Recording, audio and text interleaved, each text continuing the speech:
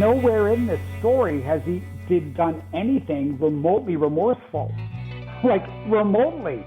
Even after he got caught, he did nothing to help David get reunited with his biological mother. It's cruel. But when you say it, it's almost cold, like you don't feel it. He articulated words of remorse. He did it in what he thought would help him get parole. You better be watching. You better be watching in the dark. You better be watching. Mr. Pearson invited me into the house, and I thought for a second, knowing what I know now, I could have been the fourth bag under the house. I was the main witness. I had to tell them about everything that I found and that I felt that they were under the house. And stared me down, and I just looked right back at him. I'm Sonya Paz. And I'm Mark Kospchik. And we are your host of Investigated. This podcast describes scenes of true crime details and may not be suitable for all listeners. Please be advised. Here we are. We are on episode 11. Maybe I should sing. You better be watching. You better be watching in the dark. All right, I'll stop, but you better be listening to this podcast, right? No, seriously, that is a good song though, isn't it? It's definitely ear catchy. Yes. Right? Yes. Yeah. I liked it from the beginning. Yeah. But Sonya, don't quit your day job. Don't be singing that. Well, no, I thought you sang it pretty well too. Oh, did you? I have had people say, "Is that you?" Like, oh, girlfriend, if that was me. Yeah. Anyway. So, Marek, I think you should take it from the top today and welcome everyone to the podcast. Welcome back to Investigated. We have episode 11 coming to you, and it's an interview with Clark Williams that Sonya did. As all episodes, is actually amazing once again. So welcome, Sonya. How are you? Awesome. Thank you so much. Yes, we have a lot to bring to you today. We've got some shout outs. We've got an amazing interview with criminologist Clark Williams. So just when you think that, have I heard enough of the story? No, you have not, because Clark's take on James Arthur Pearson and the murders, and we talk in great detail about theories, because you got to have a theory. We didn't get the skinny on really what happened with James. I never got to talk to him. You never got to talk to him. So I think that bouncing around some ideas about what happened and a lot of coverage about what his thoughts are on Pearson's behavior. Right. And he definitely has tremendous amount of insight, being a criminologist now, but also being a clinician and a social worker retired. I think he puts his thumb on this whole Pearson thing with a little bit of a twist, and his theories are pretty interesting. Awesome. I had shared with you, I had gotten a very interesting email the other day from our website, and I want to share this with our listeners. These are the types of connections and these are the types of communications that I have with people that really just, it kind of makes me want to start to cry, but it also warms my heart, because this podcast, Marek, is a testament to these victims and the fact that it has started reaching outside of our Bay Area community and outside of California, of people who actually knew them, remembered them, and wanted to share their story. So I had received an email from Kathleen Wolgamott. She lives in Salem, Oregon. And we spoke for about 45 minutes the other day about her relationship with the Pearson women, namely Marianne. She was a couple of years younger than Marianne, but equally knew Marianne, Paula, and Pauline, and their families knew the Pearsons. And she had some interesting insight about how she remembered James Pearson specifically, because she just remembers him being in a suit and just not being outwardly friendly and that type of thing. And she also says that they came to visit the Pearsons in Santa Clara on their way to Disneyland back in the late 60s. And she describes the house that was next door to us. So that makes a lot of sense. And she really described Pauline as being just the lovely lady that she was, and her relationship with Marianne and Paula. So that was just really nice to hear how there's a connection there. And if you remember, we got that really great shout out from Robert Howe with the Santa Clara Online News. She had Googled James Arthur Pearson in one of her periodic searches of him that she does occasionally just to see if there's anything new. And she did happen to do that last week. And of course, reached out to me right away via the website. And she had also found Robert's online news coverage of our podcast. And she wrote on here on April 19th, she writes, I knew Marianne, Paula, and Pauline. They lived in Salem, Oregon before moving to Santa Clara. My family and I visited them on a trip at their home in Santa Clara. Then, after 6 months, didn't hear anything more until a police officer came to talk to me when I was in junior high. I so often wondered if he was ever caught. I will never forget them. I am so grateful to you for investigating and reporting the outcome. Sincerely, Kathleen Wolgamott. She had also mentioned that to me is that she remembered being in junior high and being called to the office, and her mother was there along with a police officer to tell her what had happened. And that was in the spring of 1974. So that was when they had found the bodies in Santa Clara. So that had just really traumatized her for all of these decades up until she recently found our podcast.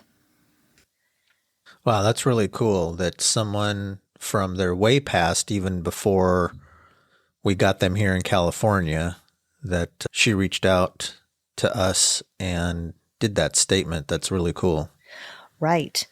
And she just had so much passion in her voice. She was very emotional. I mean, it got me emotional. She said, I think this is definitely on a road for me to heal from this because it has traumatized her entire life. So I'm finding that my story, told by you and I, has touched so many people. I mean, including, but not limited to, my brother, my relationship now with Vicky, who is Arlene's daughter, the talks with Teresa, who is Jacqueline's daughter, who never really had healing and closure. I'm hoping that the story just keeps getting more coverage, that we receive and gain more listeners who may have remembered them, even as far as when they grew up in Salem, Oregon. So that is definitely something that makes me feel really proud of what we're doing here. Right. And just a sneak peek with Clark Williams, that's actually one of the things that he says in his interview with you, which is the victims of cases like this never get heard through their words or anything because they're not around. And so this is kind of a homage to portraying what happened factually, obviously, with the case, but also to give that voice back to the Pearson women and tell their story of who they were. Even though it's small, we get tidbits from people. And that's what's amazing about this is the tidbits from people help them close certain portions of their trauma that they had on this case. And like you, for instance, as well, that's what we wanted to do. Give the victims their voices, portray those voices on our podcast, and see where it took us. And I think it is healing a lot of people, and I think that's wonderful. Yes, and that is one of the things I've said all along is that the victims need to have a voice and need to have their story told. So much appreciation and gratitude for Kathleen for reaching out. And a lot of people may not reach out. They might find that it is still a painful encounter to relive or to hear about. But hopefully, if anybody is out there or remembers them, even when the kids were even younger or in a place that they were born, or remembers them as growing up altogether even more so, then I think that's something that we would love to know and hear about. Absolutely. Many thanks to Kathleen for reaching out and talking with me about her experiences and recollections of the Pearson ladies. So this brings us to an amazing interview with Clark Williams. So we will have a listen and we'll come back and talk a little bit more about that. Hey everyone, I am so excited to have Clark Williams on the show today. Clark and I met through a mutual friend of ours and we clicked and connected with this story. Has been just so crazy. So welcome, Clark. So glad to have you here today. Well, Sonya, I am thrilled to be here. I have been listening to every episode that you have recorded of this series. Some of it's very familiar, obviously, but I've also learned a lot that I didn't know. And I've just enjoyed being involved with you and being a part of your passion project. So thank you for having me. Wonderful. Thank you. You and I have talked for hours and hours over the past several months, and you were able to provide me some more insight about Pearson. We've talked theories and all different kinds of things of what could have happened or why did this happen. And I really am honored to have gotten to meet you. So I would love for you to introduce yourself and tell everyone why you are a criminologist and why you do what you do. I'm happy to do so. My name is Clark Williams. I live in the Los Angeles area. I used to live not far from Santa Clara. I lived in the Willow Glen neighborhood of San Jose about 10, 15 years ago, and that's how we have our mutual friend. I'm actually a retired social worker. I have been practicing social work and clinical social work for more than 30 years now, and I've done all sorts of things in my social work career. I've been a psychotherapist, I've been an outreach worker, a nonprofit executive director, just any number of titles and jobs that I've had, which I've loved about my profession. But most of my work has been in providing services and mental health services to the most vulnerable people, the most challenging communities. That's always where I have enjoyed utilizing my skills as a clinician. So a few years ago, I decided to retire as a social worker, and I ended up finding myself working with the LAPD on a cold case investigation of a 32-year cold case murder here in Los Angeles. And I always knew I could not replicate the same kind of investigatory work that the police department had done, but I knew that there were some skills that I did have. And some of that was I really felt strongly that the life of the victim in this case had not been thoroughly investigated. And so I thought, well, that's something I know how to do. And so I started just investigating everything about the victim's life. And from that, I felt if we could find potentially some previously unknown information of people that were around the victim at the time of their death. This took a long time. It took a year, and we were successful in doing so. And after about a year, we uncovered a very dangerous predator who happened to be circulating around the victim at the time of his murder, and shared that with the LAPD. The perpetrator was incarcerated in Oklahoma, and they flew out and they got a confession. After that happened, I thought, okay, I've provided my service. I'm going to go back into my retired life. But the media attention that came from this process that I engaged in, this very laborious process of understanding all the features of not only the victim, but then of the persons of interest around the victim, got some attention. And I started getting phone calls from law enforcement agencies and families of homicide victims asking for my help. And so since that case was solved, I've now been investigating a half dozen homicides from around the country. These cases have little to no forensic evidence, and they're 3, 4, 5 decades old. They're as cold as a cold case can get. That's kind of my sweet spot. And that's crazy. That's awesome. Yeah, and in all my cases, I have found previously unknown information that has been helpful to law enforcement, but also for the family. And I'm a victim's advocate. And I feel that a lot of times victims and their families and friends don't get enough attention, that the perpetrators get all the attention, right? They're the ones that get to tell their story because the victim is dead. So So the victim never gets to tell their story. And I don't like that. I'm a victim's advocate. And what I try to do is bring these victims back to life so that their full lives are told and that they're just not known for how they died. Right. Right.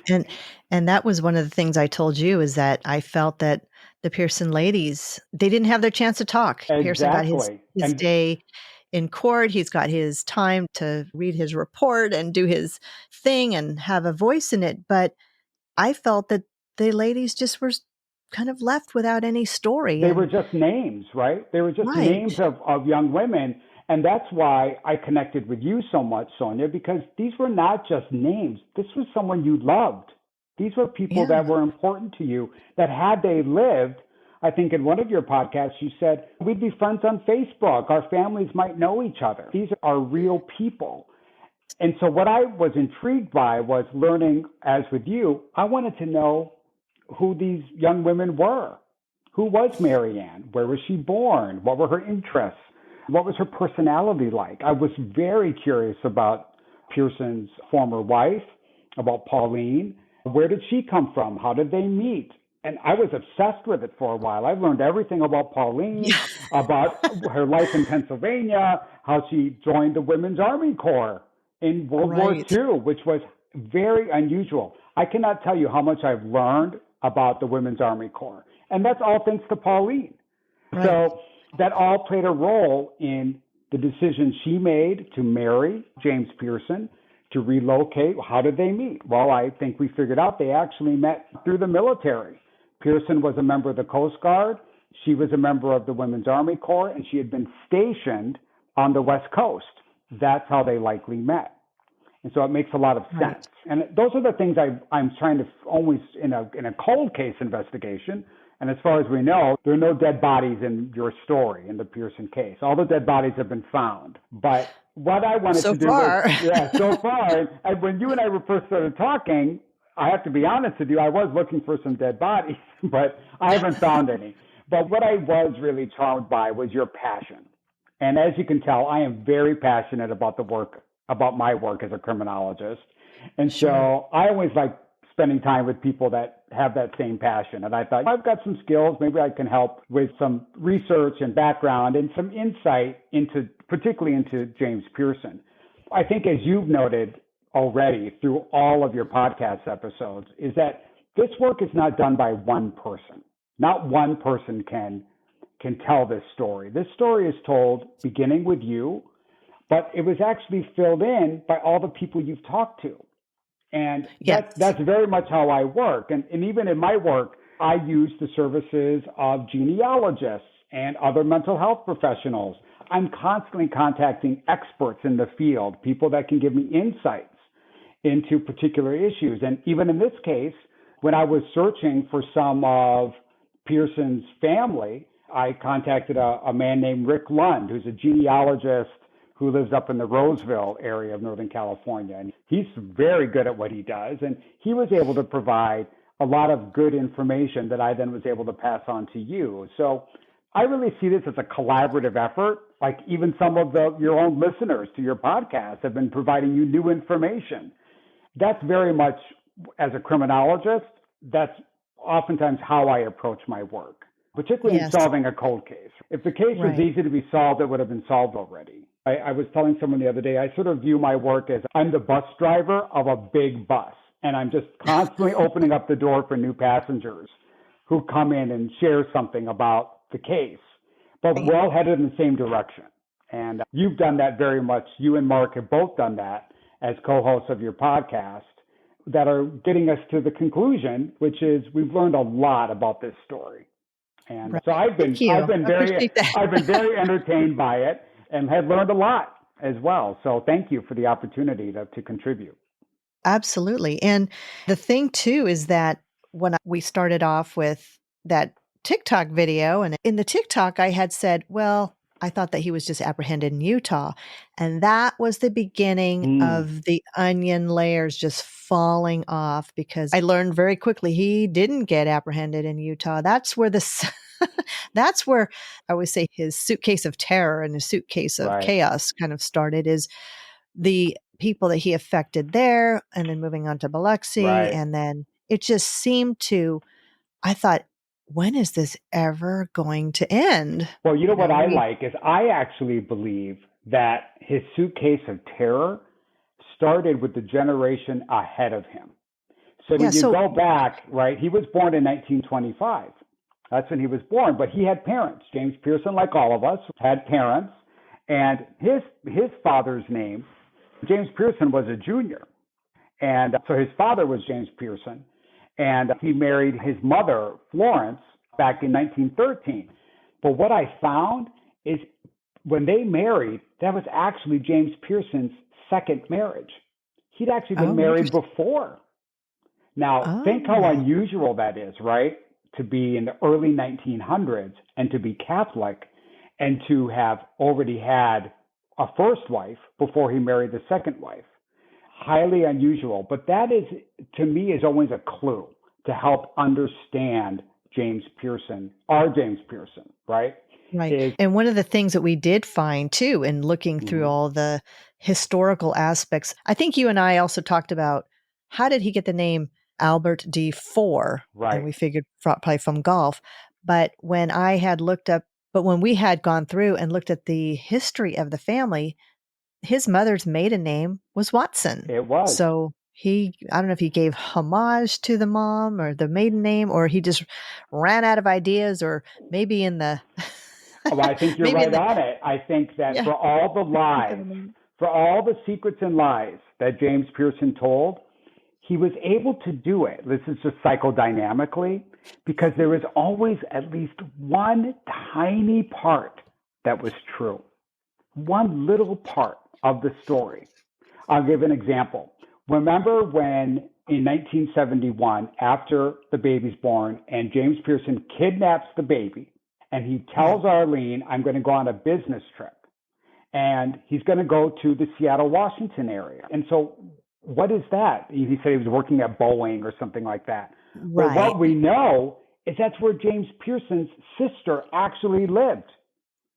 So he may, in his own little head, thought, maybe that's what I'm going to do. Now, of course, he never did that. But there was always something that just made a little bit of sense among all the lies. And so that went to the names he chose for his aliases, for little pieces of the story that he told other people. You know, you go back and look at when he told about his first wife dying from a tsetse fly, right? So why is that? Well, when you go back and you look at the news from 1971, there were a bunch of stories, news articles about tsetse fly deaths. So he was just picking up the paper, and he was just picking up a topical conversation and personalizing it and using it as one of his lies. So that's the value of going back, of taking that trip, going back in time. And that's the kind of work that I do, because I'm trying to always make sense of why one lie over another. Like, how does he come up with it? The role of golf, obviously, which is very consistent in his story. That was a constant source that went from his early life with the Pearson, with Pauline, to his second marriage, to his third marriage, right? There are all these references to golf. I mean, you pick that up with the name of Four. It's classic, right? Yeah. And what I think too is, do you think because his father had left his mother with not only he had an older brother who had died, but he had the twin sister, Jonelle. Do you think that he just thought that was just a way of life because his father had left his mother? Well, so I'll give you my theory, and this is just my theory. I know you and Mark have had your theories, and so here's mine. I believe that James Pearson was presenting with all the symptoms of an antisocial personality disorder. Now, another names for that is sociopath, right? It's very common. But he was presenting all the symptoms of someone with antisocial personality disorder. Now, how does someone become that? The problem with an antisocial personality disorder is there's no real treatment for it. You either have it or you don't. And I think there's a genetic quality to it, so he likely inherited a predisposition to it from either his father or his mother. In my view, it was his father. And then environmental factors played a role in the development of that personality disorder. So I think he picked it up, the predisposition from his father. And then remember, the year he was born was 1925. So he went from being born in 1925 to suddenly the Great Depression throughout the 1930s. When I found his census records, where he was living with his mother and his twin sister, by the way, not just a sister, his twin sister. I don't know if you know any twins, but the dynamic between twins is very funky. It's usually super close, and your twin is present in your life. You rarely get twins who no longer are speaking to each other. Their lives are integrated almost from the womb, right? Sure. What I found interesting about James Pearson is, and even in the story, there's no mention in any newspaper about Jonelle. And yet that's his twin. So that is very informative to me about, was that by design? Did Jonelle kick him away and said, oh yeah, there's something wrong with this guy, I don't want anything to do with him? There's some story there. I don't know if we'll ever get to the bottom of it because Jonelle has passed away. But there's clearly some dynamic there that Jonelle had no presence in his life when he was living with Pauline and the girls, or any time after, including apparently even his incarceration. So right. I actually found Jonelle's son, and because she had two daughters and the son, the two daughters have passed away. But when I did talk with the son, I told him the same thing as I'm doing the story of my childhood friend. I know that your mother was Jonelle Pearson, or before she was married, and he didn't seem to have any information about Pearson. He says, well, I know I had an uncle, but I don't remember anything about it. Mm-hmm. Yeah, exactly. So I don't know if the family just severed ties with him or what. And they were within driving distance. It wasn't like, you could almost explain it with Pauline's family. They're all the way in Pennsylvania. But Jonelle lived within a half day's drive. So right.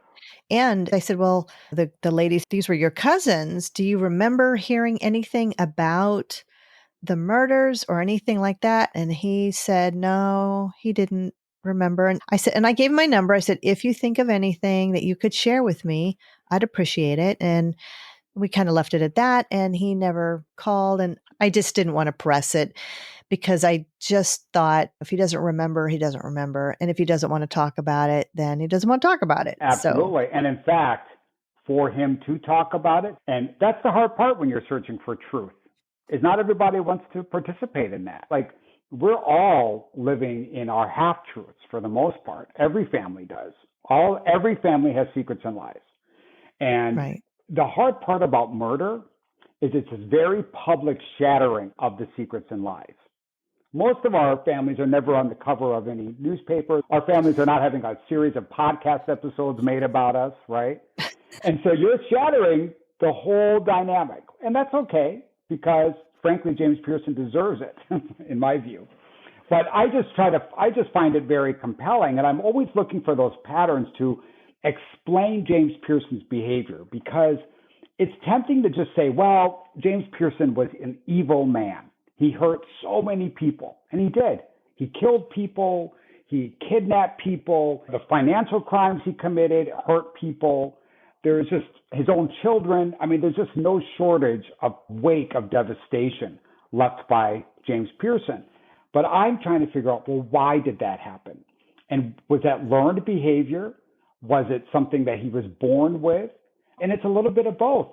As Sonya, one of the things that I learned was that James Pearson's father did something very similar as his son. He abandoned his wife and two kids.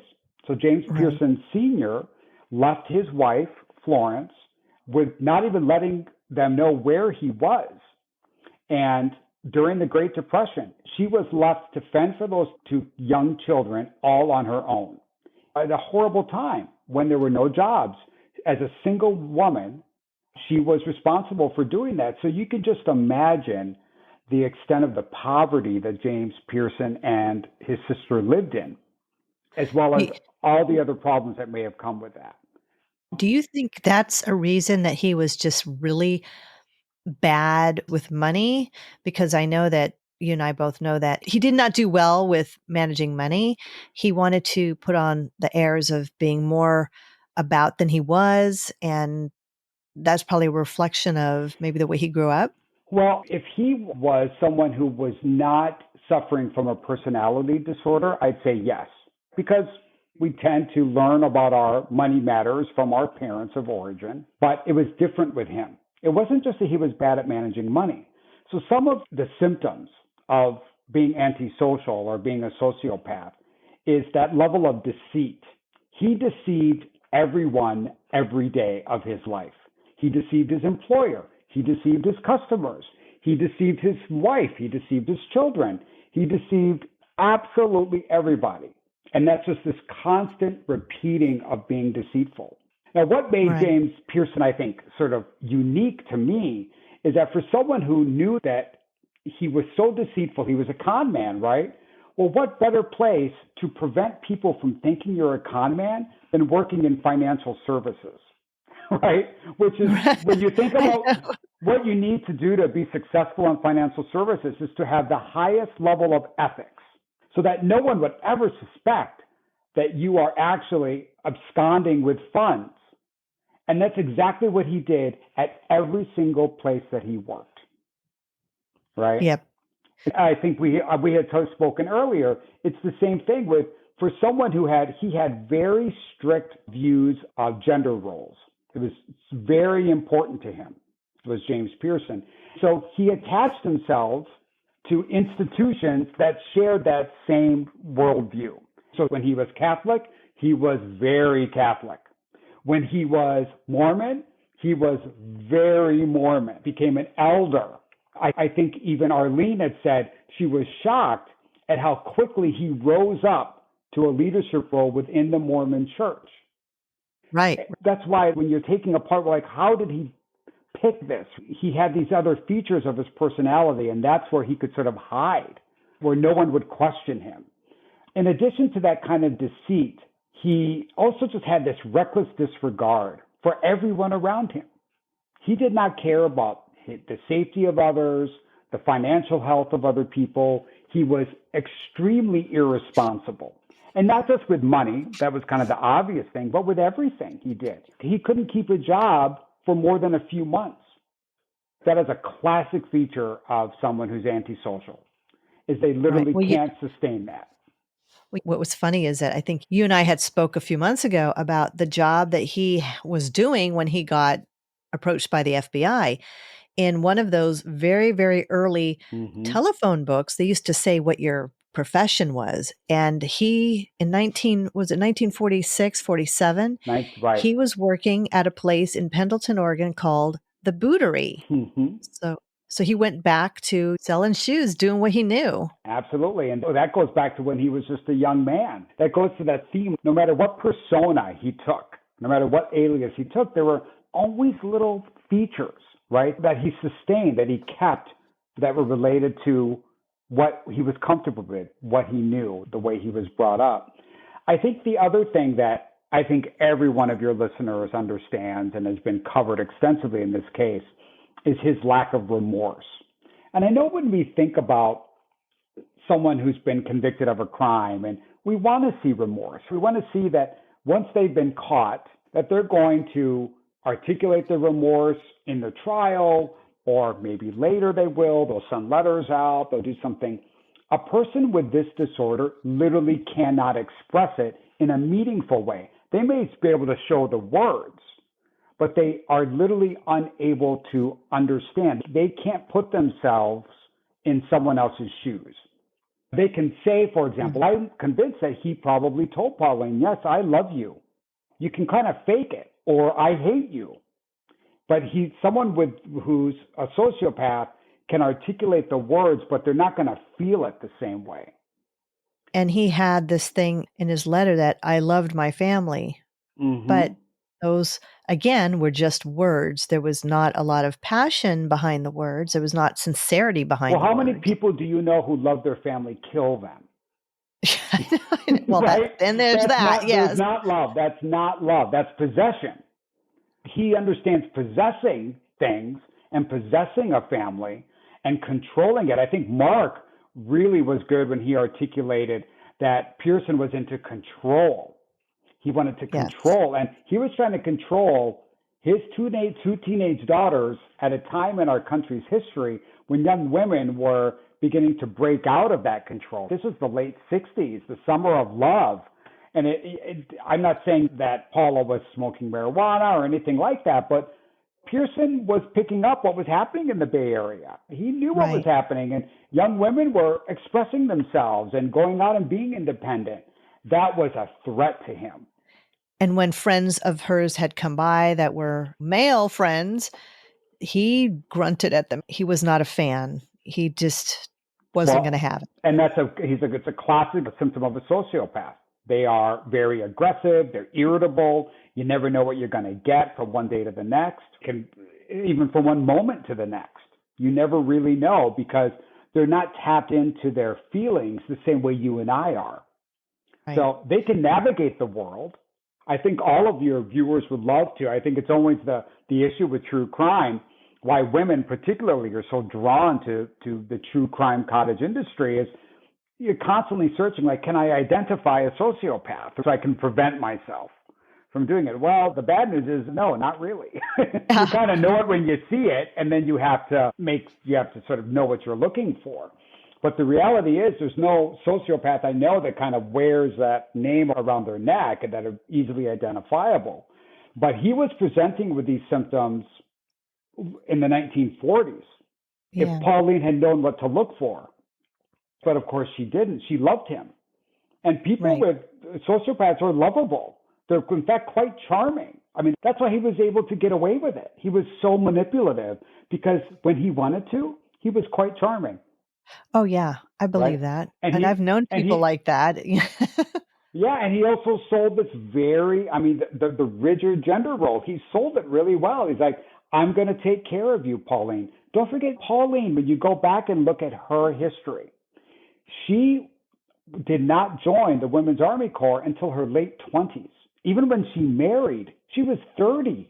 Do you know that was called an old maid back in the 1940s? If you weren't married and had children by the time you were 30, the community thought something was wrong with you. Definitely a different time back then. Very different time. He totally took advantage of that. He completely took advantage of that in a way, just like his father did with his own mother. Because guess what? Yes. There was a 7-year age difference between his father and mother as well. Right. So this is what I try to do when I go back. That's why I use genealogy, and I go back and I look at systems, because we're all products of the systems we were born into, and our parents are products of the systems they were born into. And so it can also then be a predictor as well, because it can predict then what will James Pearson's children be like, unless there's some sort of intervention, some sort of therapeutic intervention, something that stops the cycle.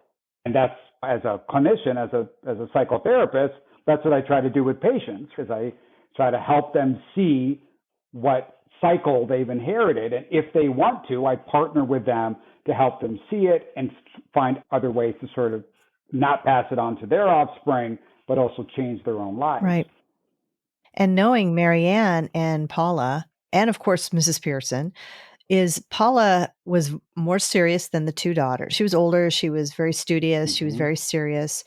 Marianne, very bubbly and laughing and just full of life. I don't believe either one of those had picked up Pearson's horrible traits, at least not at that age. Exactly. I don't believe that would have been true. There's no indication of that at all. But what I do know, I think one of the parts of the story that, like I think I articulated it earlier, that kind of bother me a lot, that Pearson gets the opportunity to tell his story, right? He told it in a court of law. He does it with journalists. He gives this reason. I caught her smoking marijuana. He tells the story of what happened that day. He gets to tell his story of the reason why he took David away from Arlene. He was Al, I guess at the time, Albert at the time, right? Yes. He gets to tell his story because the Pearson girls are all dead. They don't get to tell their story. We don't really know what happened at that crime scene that day. All we can do is decide either we accept Pearson's version of it or not. Well, I am not accepting it. I don't believe that. No, I know. Me neither. And you and I have talked. For me, I personally believe that this was not a crime of passion at all. And in fact, the court found it was not a crime of passion. A crime of passion is, if I have a young daughter, is that if someone's going to harm my daughter, I'm going to step in and prevent someone from harming my daughter. And if that includes murder, gosh darn, I'll do it. That's a crime of passion from the instant. But what Pearson did, he killed 3 people at 3 different times. That is not a crime of passion. That's called a spree killing. That's what he did that day. I also think that Pearson had planned these murders. Now, when I say that, I don't know exactly when he was going to commit the murders, but based on what I believe to be his underlying mental health disorder, I think he had homicidal thoughts for many years. And he had been thinking about murder. We know when they found the murder books in his house, he had underlined certain sections. He had been obsessed with murder. He was reading those books because he himself had murderous thoughts. And he had them, for my guess, is many years. Those books go back, that author goes back to the 1930s. My guess is that's when he picked them up as a young boy during the Great Depression. That it was a good fit for him. Even now, I think most young people reread books because it's something we're feeling, something we're connected to. That's what James Pearson was connected to, were books about murder and homicide back from when he was a young boy. So I believe he was having those antisocial thoughts, having those homicidal thoughts. He had not yet committed them, but I think he had planned to do it. I think it's one of the reasons why he left Salem, Oregon, and moved to the San Jose area to get distance to a place where they knew nobody. And I think he had planned to do this. He just didn't know when he was going to do it, because the steps of this crime that he committed, there are so many steps that he had to commit. That's not something you're just going to just do one day by accident. He had to plan when he was going to isolate the 3 victims. That's by design. His time frame does not calculate. It doesn't. No. It's not consistent. It's ridiculous. Yep, he had to find a weapon that was nearby that could actually do it, and do it quickly. I mean, this was in the afternoon on a pretty nice day in Santa Clara. You're telling me he wanted to make certain his victims couldn't scream, couldn't cry out, that no one could hear it. That was all planned. That was not just by accident. And then after the deaths, then he had to figure out, what am I going to do with these 3 bodies? Right. You think this idea that he blacked out is BS. That guy did not black out. He knew exactly what he was doing. He had a plan, and he put into place his plan. There's no other way that this guy was smart enough to just out of nowhere commit these 3 brutal murders of people that he supposedly loved, that he claimed to love, and have the wherewithal then to dispose of their remains, and then get rid of all the stuff in the house, prevent anybody else from seeing any problems, get his car fixed, find a new community to live in that seemed to fit perfectly for what he was looking for, and just to fall into that. That's just not true. This was something he had planned for many years. And as I have also found, I think, some evidence of how he was sort of testing these plans in some of his history. Let's talk about that, because you and I have spoke about this theory. This is interesting. I love this part of the thought process. What I do in my work is I try to figure out where someone was every month of every year of their life. And I've tried to do that with James Pearson. Figured out from his birth, every address he lived at, what the house was like, every job he ever had, is it still there? Every criminal case, right? Is there any criminal records with him? Anything I possibly can. And sometimes when you do that, when you go back and you're tracking every month of every year, you stumble upon information. And something that I stumbled upon was just, he moved to Santa Clara in 1967, right? Seemingly a place where he knew no one. Like, why San Jose? Why Santa Clara?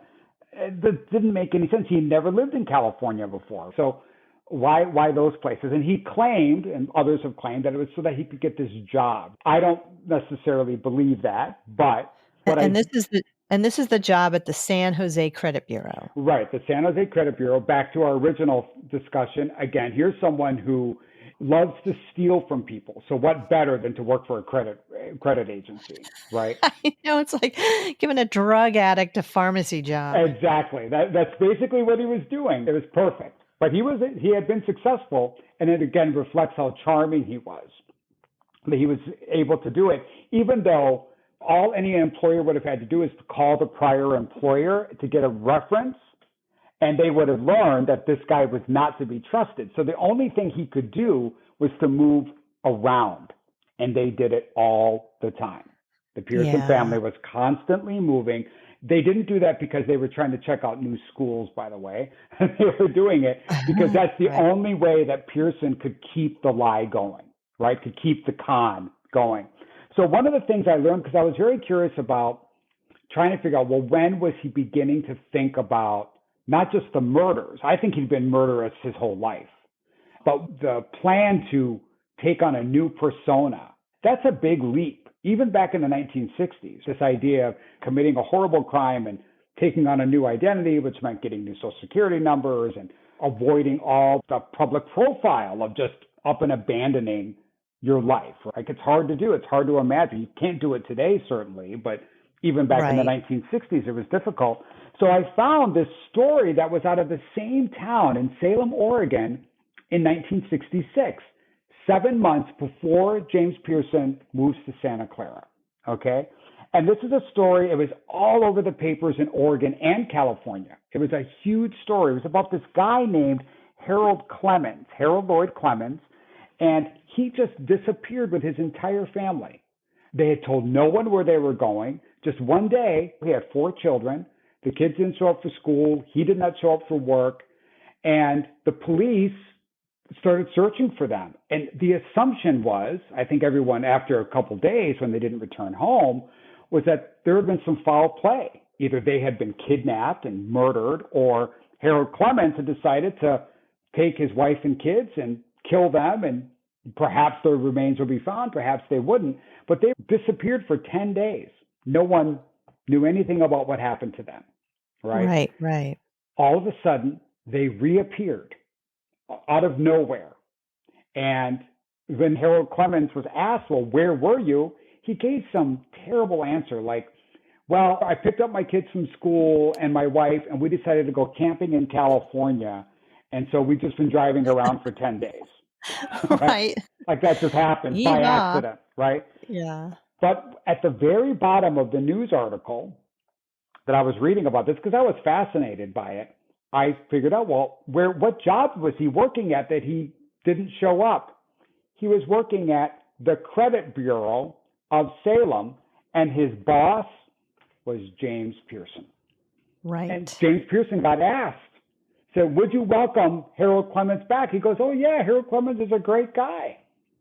I think he watched that entire episode. I think that's where he got the idea in his head, and he married it to his other homicidal plans. And he thought, Harold Clemens actually was getting away with this before he decided to return for whatever reason. Maybe that's actually something that I can do. When the time comes, when I'm able to execute my plan, that's the way I'm going to handle it. And he did. He was completely captivated by this whole story. And he figured out that you could actually get away with it. No one actually found Harold Clemens and his family. They just returned. But if they had not returned, they would have just been one of those stories of people who suddenly disappear, never to be heard from again, with the assumption being that it was foul play. I think James Pearson learned a lot from that experience. And then 7 months later, he leaves Salem, Oregon, yet again, because his employer caught him stealing money. And so he gets the job in San Jose, and the rest was history. Right. Yeah. When you had told me about that, at first I thought, wait, what? Then you dropped the bomb as James Pearson was his boss. Yeah. And it's crazy. I was like, oh, yeah, well, Yeah. captivated by the story, completely thinking, well, this is doable. Yeah. I mean, Clemens, who knows if they even talked about it? I mean, Clemens was his assistant manager and he was the manager. I mean, they were as close as two people could be. And what I found interesting was his response to the question from the journalist about, well, what do you think about this? And would you accept him back? And he was very quick to say, oh, absolutely. Like he could not have been more generous, right, to his assistant manager. And this is from a guy who was not known for being a generous person. Okay. Right. So he was very generous to Harold Clemens. And I think I know why. Pearson only functioned if he felt like he was going to get something for it from every relationship, every job, every person in his life. He needed to come out on top. It's very much a feature of his personality disorder. Right. Also how he surrounded himself, like even being Biloxi, right? He goes to Biloxi. This is someone now who has killed his two children, kidnapped his other child. But what does he do when he's in Biloxi? He becomes a foster parent. I know. And he actually got away with it. Right. I mean, now that's probably the recipe that's set in to totally investigate people who want to be foster parents because of just that. Well, you would think so. But I think I don't want to blame the authorities too much, or even the people who got caught up in this maelstrom of chaos that he brought in, because he found places and people and institutions that were vulnerable to someone like him. So, as I said earlier, his Catholic faith that was so much a part of who he was, he dropped it the minute after he killed his family, but he quickly picked up the Mormon faith. This is an institution that is very hierarchical, that has misogyny associated with it, and that gave him an opportunity to quickly rise and become a leader. He surrounded himself with children. Even when he married Arlene, you would have thought, well, why wouldn't he have married someone who was unmarried and didn't have any children and didn't have any family to watch out? That's what I would do, right? But guess what? I'm not a sociopath. He was very good to protect himself, to put himself above board. He was going to surround himself where no one would check him, where no one would question him. And so he did find Arlene, a woman with these teenage kids, and he surrounded himself with family. He became a family man within a year of killing his entire family. Right. And the thing is, in previous articles that we had found, is that she had said that, Albert would have never gone a day without saying his prayers and being committed to his faith. I mean, it's classic. Of course, you can't help but think, well, of course he was praying. He was praying he wasn't going to get caught. And he was praying that no one was on to him. I can't stand this guy, right? I don't like him because he hurt people. And at the same time, I'm just trying to understand him. Even when he was caught, like let's go to Biloxi, and he finally gets caught, he fesses up. He's like, yeah, I'm the guy. He suddenly realized that he wasn't going to get away with it anymore, but then he's still working it. He's still looking for his next con.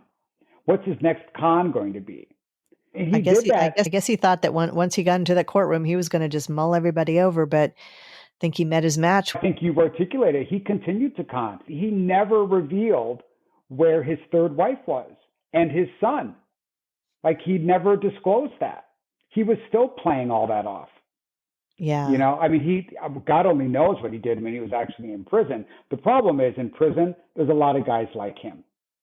So studies show that half the people in prison suffer from antisocial personality disorder. I mean, there's a reason why we incarcerate people that are struggling like this. Now, the good news is that most of them don't kill, but they do other things. They are deceitful, they break the law, they kidnap, they assault, they rape, they do other crimes.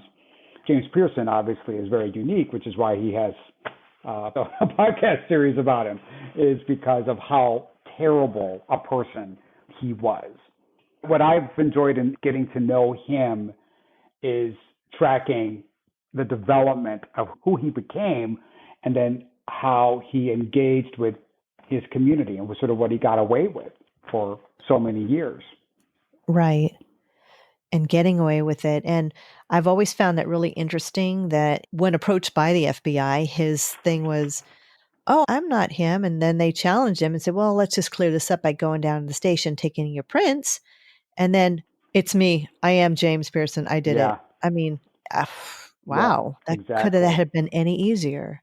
Yeah, that's right. I think one of the things I really liked about your podcast as well is something I find a lot in my work, which is I'm constantly looking for news articles all the time because news articles are helpful. They're like a snapshot of a moment in time, which is when the story becomes topical or it's a feature about somebody, or it could be a little small news item. I think one of the items that I had found, I think you referenced in one of your podcasts, was about Pauline when she got the hole-in-one back in Yes. the summer of 1966. And you and I laughed, and I said, what an amazing day. That may have been the day that James Pearson decided he was going to kill her. Yeah. Which was her great success, but he was not about to allow her to get this acclaim that he wanted. She was upstaging him. Within 6 months, they were gone and they were in Santa Clara.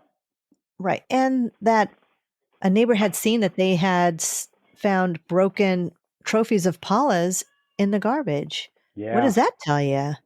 Well, I think it tells you a lot. I mean, those are all those signs of, again, the way he expressed his personality disorder. And again, he had such rigid views of himself. And a lot of times what we're looking for in a partner, right? We're looking for someone who's going to love us unconditionally. And love comes in all different forms, right? But with someone with this disorder, they're not able to actually love like that. So sort of what's the next best thing, right? Well, can I be a provider, right? And so in his world, he saw himself as the provider. Like, I am providing. He didn't do a very good job of it, but no matter how bad a job he did, he still saw himself that way. And I think Pauline protected that for him. She knew her husband, and she wanted him to be seen as the provider. So she was willing to kind of go along with all this. It must have been humiliating for her that every time he got a new job, they had to be run out of town because her husband had absconded with some money, had done something illegal, right? And so they dealt with it. But she couldn't get away with it for any longer in 1969. Because when he got fired from the credit union in San Jose, he couldn't find another job. And when you look at the unemployment rates in the late 60s, they were like 15%. Like, it was hard to find a job at that time. So she did what any mother would do. She went out and got a job herself. Right. Right? She got a job at Kitty World. And so all of a sudden, she is now the source. She's the breadwinner. You can just imagine the psychic wound that did to James Pearson. Right. Well, I mean, she goes and applies, gets a job probably within hours of him telling, you got to go and help support the family. And so she went. I think that she was responsible, and she knew someone's got to pay this rent. Like, we're going to be on the street. And so I think she did it. And because I don't think he ever would have directed her. I think he had such rigid gender roles. I don't think, and particularly at that time when there were still not a lot of women in the workforce, but she went literally down the street. Like, I can just see her walking down the street to wherever she could get a job. And she actually got a job. It probably didn't pay a lot of money. It wasn't a professional position. That's what he liked. Right. But she was going to take care of her kids one way or another. The other thing that I also look for is like, well, what were the triggers? What was happening in James Pearson's life at the time of the murders? Because I believe he had a plan that he was going to execute at some time, but then something happened. And something happened over that course of the summer. We know that her mother came to visit. And so now you've got a different set of eyes in the house, right? Mm-hmm. Seeing everything and seeing things that we still don't know. My guess is there was very likely abuse and violence inside the home that no one reported because, frankly, people did not report that back in 1969. But my guess is Pauline's mother would have seen it and said something about it. So the gig was up with him. He couldn't find a job. Now you have this different set of eyes. Then you had Paula, who was beginning to find her way out of the system. He was losing control over her. She also, Marianne, who had all the personality.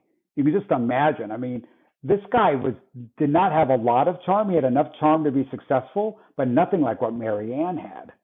So that would have been threatening to him. He was losing control. Yes. And then the year before, in 1968, his mother dies. So now he's lost his mother. His sister and her family won't talk to him. He was completely isolated. He had no job. He was losing his wife. His wife was breaking these rules that he had set for what a family should look like. His kids weren't behaving the way that he wanted them to. And then you had just what was happening within the community. This was 1969. There was so much disruption. The Vietnam War was raging. The Bay Area was all caught up in it. Like all these institutions, you had Vatican II, which happened during the 1960s. So even this institution that he looked to for guidance was beginning to change as well. Like everything was happening with this guy. And that's when I think, for whatever happened on that day, at that time, that's when he decided to execute a plan he had had for some time. Right. And there were so many crimes in those 4 days that he committed, so many. Like it wasn't just the murders, it was also the disposal of the remains. That's its own separate crime. Right. Right? And he got away with that for 4.5 years. He got away with that one. And within a year, he had committed another crime. He committed crimes long before September 1969, and he committed crimes long after September 1969. Yes. And that's what makes, and that is a feature of that repeatedly breaking the law, even though he wasn't always prosecuted for those crimes. Like he was even prosecuted for kidnapping. Like, what the hell? He never got prosecuted for that.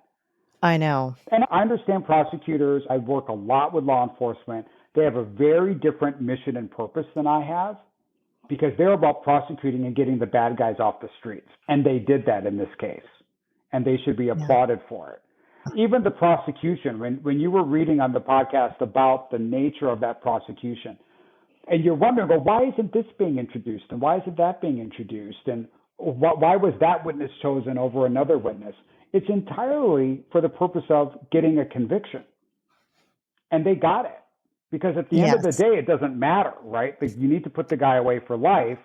And the reason for why he killed doesn't really matter that much. You and I are interested in it. Your audience is interested in his MO. But for purposes of the prosecution, it was a different standard. They just needed to get the conviction. And then once the conviction happens and perpetrator is sentenced, then the mission is just keep him in prison. And they were successful at that. And he was stunned at the fact that he got convicted of what he got convicted of. And one thing with talking with the former DA, George Kennedy, is that he had said it. He was a pathetic figure. Yeah, exactly. I think everything had fallen apart. And as for somebody, particularly somebody who exercised control over every aspect of their life, all of a sudden has zero control over every aspect of their life. I love it. It's exactly what he deserves. And I hope he suffered when he was in prison. That's what I hope. Well, his thing too is I told Marek and I told our listeners, I don't think he expected George Kennedy. He met his match. George Kennedy was, he was on it, and he got him in that hot seat. And he said that facade just went by the wayside. And that's what needed to happen, because I believe he was so confident with the way that he had presented himself to others and got his way with so many people that when he was on the stand, George he let him have it. And well, it's really the only way you can prosecute a sociopath, right? Is because they have been successful at getting away with it until suddenly the mirror is held up to them and then they're not able to. So everything that he tried, everything that had worked before, but it wasn't working anymore because now you had evidence of what he actually did, of the trauma he left behind. And he couldn't get away with it, although he still tried, right? I mean, this notion of an insanity defense, there was no insanity there. There just wasn't any insanity. And that's why they couldn't use it. Now, you also have to go back again to the year. I mean, we've come a long way. I mean, I think the sort of the heyday of the insanity defense was the 1980s and early 1990s.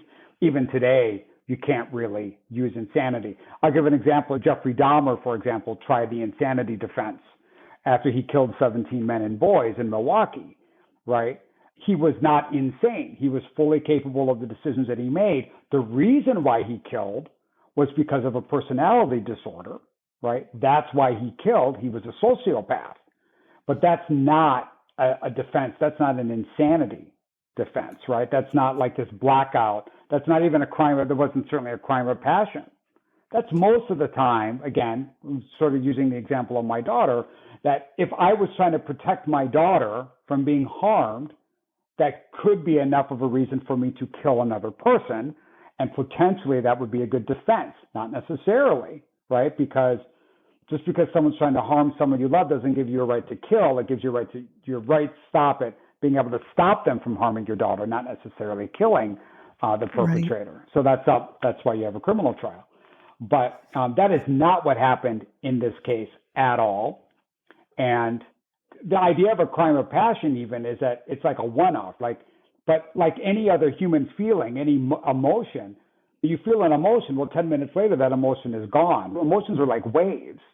You feel hate, but then talk to me an hour later, I don't feel hate anymore. I feel sadness. So he was claiming this idea of it's a crime of passion, that he was in that feeling for a long time, for like days, because he committed all sorts of crimes. There. Yeah, like it just doesn't work as a defense, and it doesn't work because that's not actually what happened. That's my view. Your podcast episode has been fantastic, and not only for answering so many questions that you have had all these years, Sonya. In many ways, this is what the work I enjoy, is working with the families and friends of homicide victims, who they oftentimes just want to know. They want to know what happened.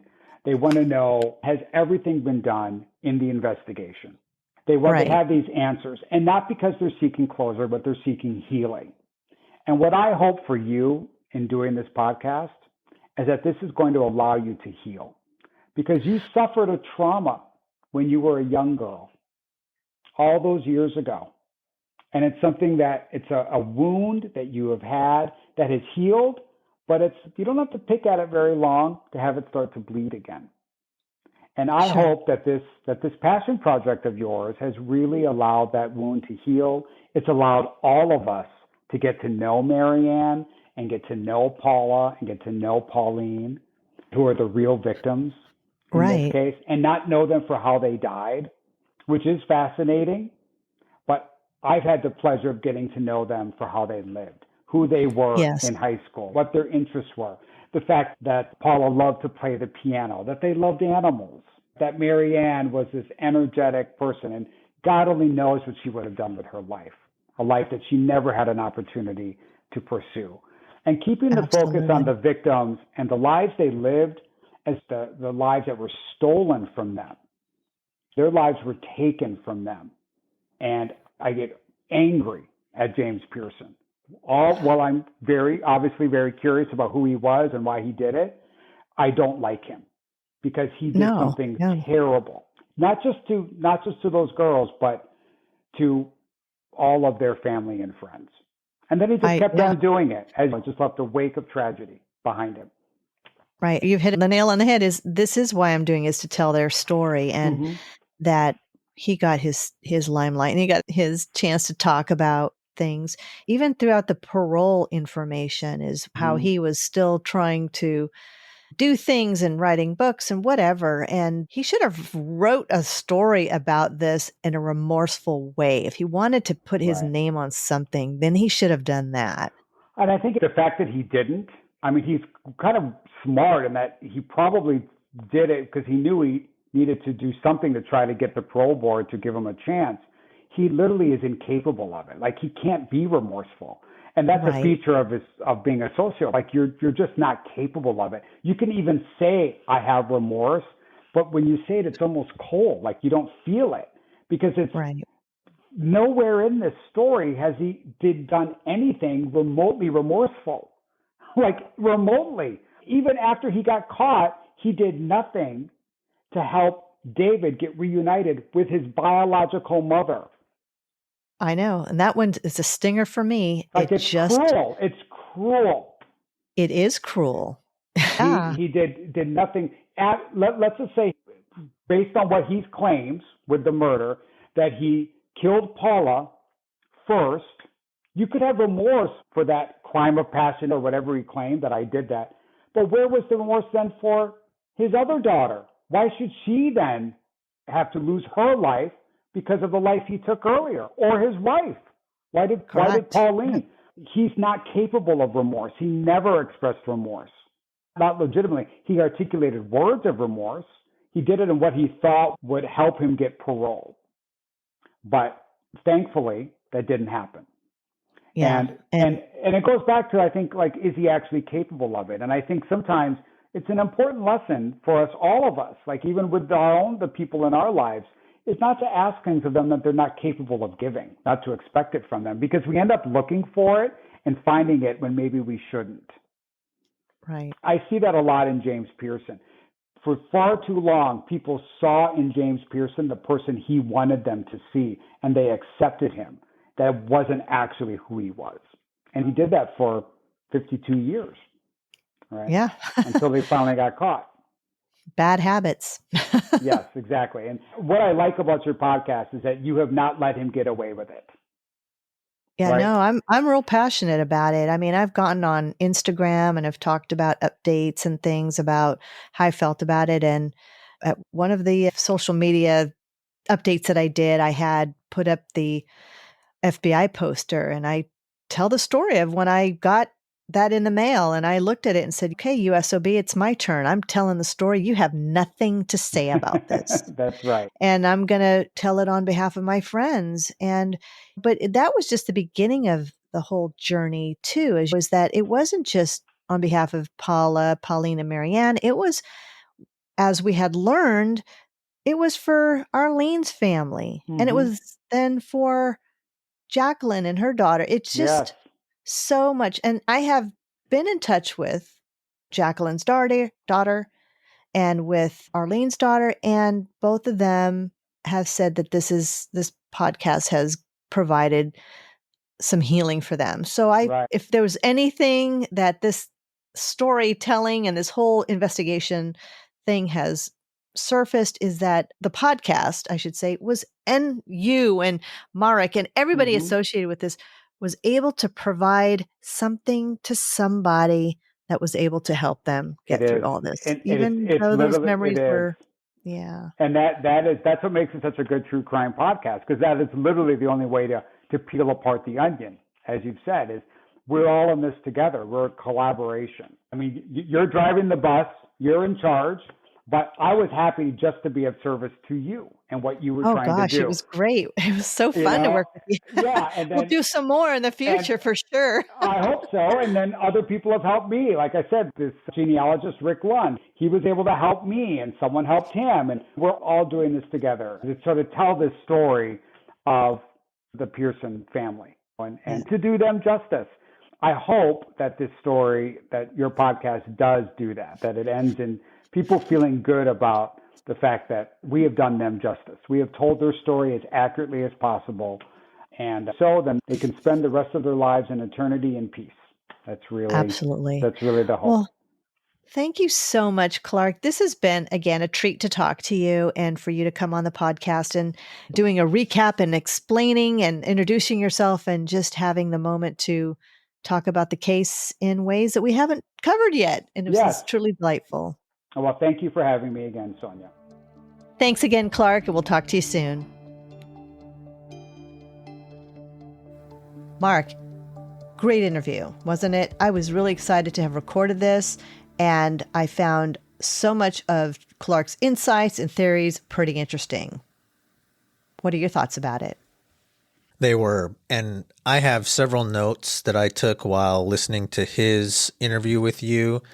And he has a definite view of Pearson. And I think that comes with his intensive investigation skills that he's done since he's been retired even.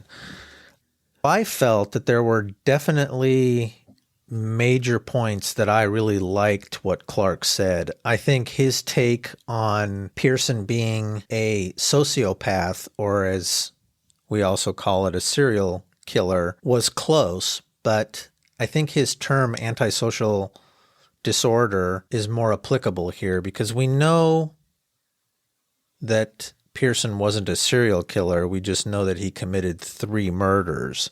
So that falls on that term, antisocial behavior. And according to Clark, he had all the symptoms. From what I know from my education, because I'm a graduate of psychology and I use that degree to do my investigation stuff a lot, that he is spot on, that Pearson definitely fit this antisocial disorder and had all the symptoms. And basically, Clark took you through all the things that he did, what he accomplished in his life by being that antisocial person, in the sense of he didn't really hang out with a lot of people, but yet he was a narcissist in that it was his way or the highway, and you had that with all 3 families as well. So I thought his take on that was really good. I also think that when Pearson was leaving with his son and said to his wife, "Oh, I'm going to go to Seattle," what that link was, because at first I didn't know. And then obviously we know that through Clark and his discussion with you that Pearson had a twin sister, Jonelle, who lived in Seattle. And so it maybe sounded appropriate that he would be going there. And like Clark said, maybe he was going to go there and maybe he wasn't. Maybe he just was going to use that as a detour.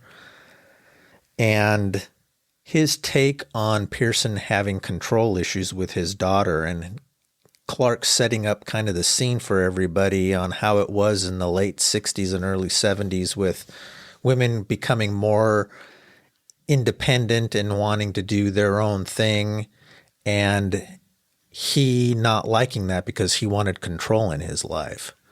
And I thought that maybe his take on the girls stepping up to what they wanted to do interfered with his thought processes, meaning Pearson. Mm-hmm. And that's why he got so angry. And I think that's what happened, is I think he finally blew a gasket and couldn't control it. And I also find Clark's take on how the murders may have occurred. And that was probably the most lengthy part, because he and I have spoken. It wasn't just this interview. He and I have spent hours and hours and hours on the phone ever since we were introduced by our mutual friend, Patricia Gardner. One of my questions to him was, do you think that it was an accident? And before I even got the T out of accidents out of my mouth, his thing was, no, I don't think it was an accident. My whole life, everyone has always told me, "Oh, Sonya, you have such an imagination," or, "Well, your imagination is getting away with you." But I think there's a reason I think that way, is I always try to think of all of the facets of a story. And I don't know if I should admit that I don't have a very trusting nature about me. I don't know if that's admirable or not, but you get stung once, you get stung twice in your life with whatever it is, you tend to have a very suspiciousness about yourself, and that would be me. So I have often wondered, that story, it took him 9 years to come up with that story. So, Right. So he had time to think about it. Yeah. Clark brought up that Pearson's dad left his wife and kids and took off. And so you kind of have now a mirror image of what Pearson did to his family, and then his next family, and then his next family. It was like when Pearson's dad took off on them, it must have been at a critical point of time in his life, age-wise, that it made such an impression on him that he thought he could do the same thing, and did do the same thing, like it was no big deal. Yes, a learned behavior. Correct. The last thing I felt was really impressed upon by Clark was that he did catch that Pearson was evaluated by his own expert and that they didn't use that at all for the reason of insanity defense. And that's because I'm positive now, listening to Clark kind of go through that as well with all the symptoms of Pearson's antisocial disorder, was I'm thinking the expert came up with the antisocial disorder, which back then was probably the sociopath disorder, which is the same thing. And they found that they couldn't use that at all because Pearson wasn't showing any remorse towards any of it. And there was no insane portion of that reason by insanity plea that they could use. And so they discarded it and they just had to go factually. And then obviously Pearson had all that time to figure out what he wanted to say happened in the house. Because, again, that's all we know. Everything else is speculative. Sure. And then there's the whole thing about disagreeing with the whole crime of passion aspect. But, I mean, beside all of that, he displayed so many other crazy behaviors. I mean, was he trying to check off every box? I think so. And up until he died, which Clark also brought up, that he basically held a trump card, which was where was his son and where was his last wife. He didn't come clean with that until the very, very end. And so, as Clark put it, if he would have patterned himself to try to get out on parole, that stuff would have come out very early in his trying to get parole, and it didn't. He kept that with him almost till the day he died. Right. And that whole thing, the word cruel just imprints in my mind as I look at this guy now and I look at the poster and I look at all of our images that we've put on to our website. If anyone hasn't checked out the website, definitely want to see photos of him and of the girls and family, then definitely check that out. But when I look at him, I think a lot of things, but the main thing is just so cruel. And it brings me back to when you had talked about the trial and we had discussed Betty Christensen and Belinda Bradel. Who were they? I want to find that out. I'm still trying to figure that out and find out to who those people were. I mean, were those interfacing individuals that were communicating on behalf of Jacqueline Nichols or Jacqueline Watson to Pearson? Were those bridging people that were giving and passing off information so he can't say that he actually knew where they had moved to? That's where my imagination goes, is who were they and how was he communicating these thoughts and demands, or his, seeping his control out of prison to Jacqueline regarding that whole thing with David. Right. And that's a plausible theory. And that would have been interesting to ask the DA on the case if what he remembered about those phone calls and who those women were, because they must have known, because they played those phone calls as rebuttal in the trial. So maybe we'll reach out to him again and pick his brain if he remembers anything more about that. Yep, I'm already on top of it, Dano. One of the last things that Clark mentioned in your interview with him that stood out in my mind was that Pearson, as a antisocial person, created what Clark said, a wake of devastation. And I thought, wow, that term in itself describes most people that have this disorder, whether they're serial killers or whether they're just antisocial people who take it to the extreme.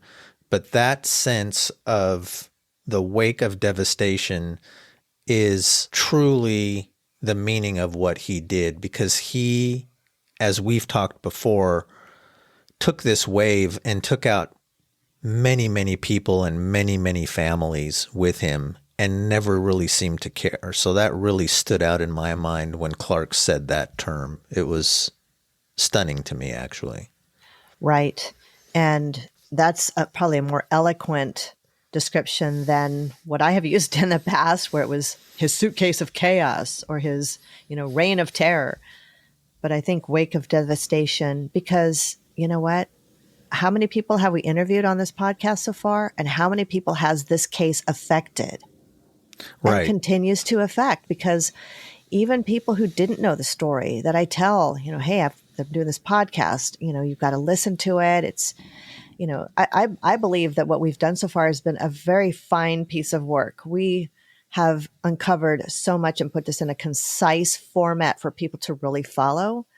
But the people that are just now learning about it, that may have not been around when this whole thing happened, or maybe have not heard about it or lived outside the area, whatever, they can't believe what had happened, what this guy did. They're even more thrown that I even knew this guy, So. Right. As scary as that may have been, right? Yeah. I mean, here's somebody who was in our home that we went over to their house. We spent time with them. My dad golfed with the guy. And just to know that it has affected and the devastation that plays into it. And like I said at the beginning, for those people who had been involved in it from living it, the Rusches, the Nickel family and everything, there's been healing in the process many years and decades later, but at least, like I say, better late than never. Right. Absolutely. And that's what we wanted to do, was reach out, tell the story, but also reach out and maybe help people along that have been listening. Right. And our interviews aren't finished yet. We do have my good friend Esther Ludlow from Once Upon a Crime. She is an amazing storyteller. She and I started podcasts back in 2016. I was doing an art marketing podcast, and she was starting Once Upon a Crime. And to date, she has over 35 million downloads on her podcast. And she's been a fan of the show. So I'm really excited about that. She loves what we're doing. And although she doesn't remember how this crime unfolded back in 1974 when this whole thing broke out, she also has some great insight of the Pearson case. And she also has opinions and professional theories also about James Arthur Pearson and who he was. And we talk a lot about that in the next episode of Investigated. Of course, it goes without saying that Esther has been a huge inspiration for me. I really admire all of her work and what she's accomplished, and I'm really excited to share my interview with her. Awesome. Can't wait to hear that. That'll be great. Thanks, everyone, for listening, and we'll catch you on our next episode of Investigated. Thanks, Mark. Thanks, Sonya. Thank you so much for listening. Please be sure to follow Investigated on Apple Podcast, Spotify, YouTube, or wherever you listen to your podcasts. You can also visit our website at investigatedpod.com to learn more about your hosts, Sonya Paz and Marek Kaspczyk. Follow us on social media and connect with us. Investigated is written, edited, and hosted by me, Sonya Paz, with story input and advisement from Marek Kaspczyk. And many thanks to the research of criminologist Clark Williams and to Allison Betts Goldman for her contributions to this story.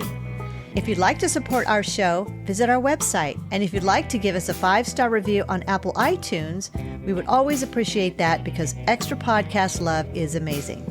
It also helps us get more visibility from fabulous listeners like you. Thanks again, and see you next time.